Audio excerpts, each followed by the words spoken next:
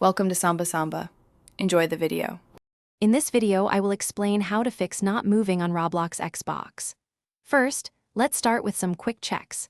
Make sure your Xbox controller has sufficient battery power. Low batteries can cause intermittent issues. Next, confirm your internet connection is stable and strong, as a weak signal can affect game performance. Finally, try simply closing and reopening the Roblox application on your Xbox console. These initial steps often resolve many common movement problems.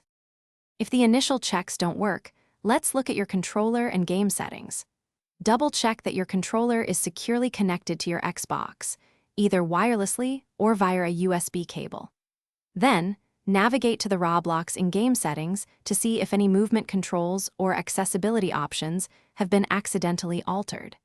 It's also a good idea to test your controller in a different Xbox game to confirm it's working correctly outside of Roblox. Moving on, we'll explore system-level solutions.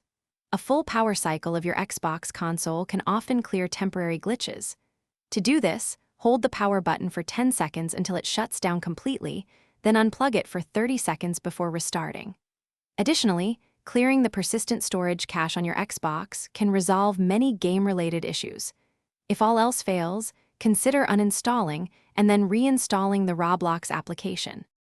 For more persistent problems, let's consider advanced steps. First, ensure your Xbox console's system software is fully updated to the latest version.